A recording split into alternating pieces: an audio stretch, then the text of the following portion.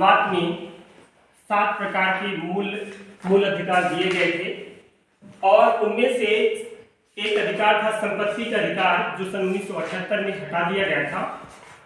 और जो छह प्रकार के अधिकार बचे हुए थे उनमें से एक प्रमुख अधिकार आपका है संस्कृति और शिक्षा का अधिकार।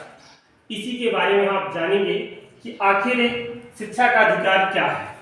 तो संविधान के अनुच्छेद 32 और 30 में जो अल्पसंख्यक होते हैं, अल्पसंख्यक वर्ग है, उसे अपनी शैक्षणिक और सांस्कृतिक संस्थाएं स्थापित करने का अधिकार प्रदान करता है।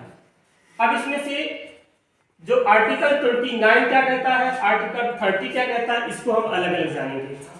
तो आर्टिकल 29 जो है, भारत के किसी भी भाग में रहने वाला नागरिक समूह जिसकी अपनी पृथक भाषा, लिपि और धर्म हो, उसे अपनी संस्कृति की रक्षा करने का पूरा अधिकार है।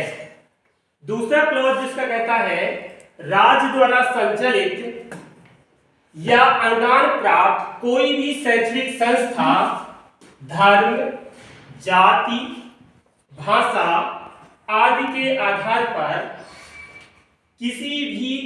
किसी का भी प्रवेश निषेध नहीं कर सकता है।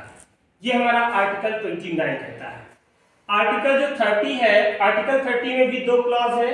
पहला ये है कि प्रत्येक अल्पसंख्यक समूह को, चाहे वह धर्म पर आधारित हो या भाषा पर आधारित हो, अपनी पसंद की शैक्षणिक संस्था स्थापित करने का अधिकार प्रदान करता है।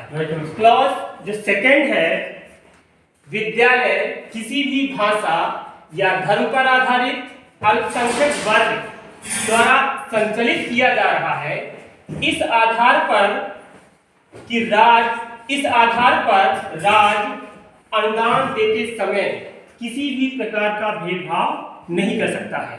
तो जो संस्कृति और शिक्षा के अधिकार है, इसमें जो आर्टिकल 29 और आर्टिकल 30 जो है, ये दोनों आर्टिकल हैं जो ये दोनों के दोनों अल्पसंख्यक के लिए बनाए गए हैं और इसमें शिक्षा और अपनी संस्कृति की रक्षा करने का अधिकार हमें भारतीय संविधान प्रदान करता है।